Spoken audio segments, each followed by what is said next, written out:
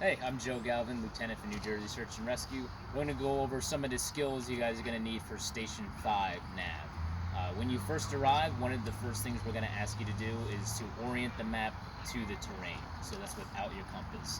So what we mean by that is pointing out the features that are around you. So when we're on the trails at all times, we want to keep up that self-awareness. So know the trail you're always on. You can point out to trail intersections, stream, look at the contours on the map and look up and point out valleys, hills that are around you.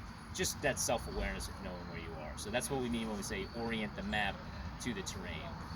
The next skill we're going to do is orient the map to the compass. So this is what we're going to do. We're going to open up our map. And to be able to tell where north or south is, we're going to look down at the key. I can see north and magnetic north. I can see pointing straight up that I know that these lines are my north and south lines. So if I'm out in the field right now and I want to orient the map, the first thing I'm going to do is I'm going to get out my compass and I'm going to set that to north. I'm going to look down at the key, just confirm that this is my north and south line. I'm going to line my compass up on that line. So using this as a straight edge. And now how to orient the map with the compass is you're going to turn both of these as a unit. So I'm going to slowly spin, keeping that on that north and south line. Again, turning it as a unit, you might have to adjust a little bit.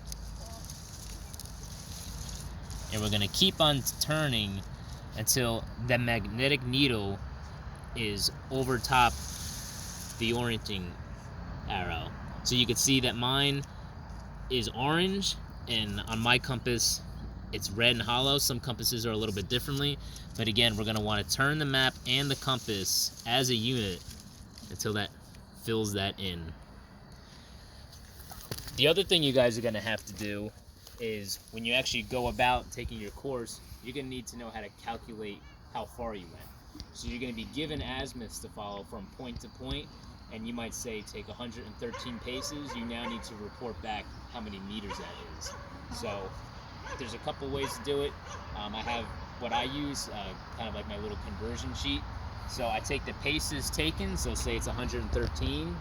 I divide it by my 100 meter pace count, which for me is 78 times 100. So I keep this in my chest rig. So when you're doing paces to meters, take the paces taken, example 40, divided by my 100 meter pace count times 100, and that will give you your calculation to write down.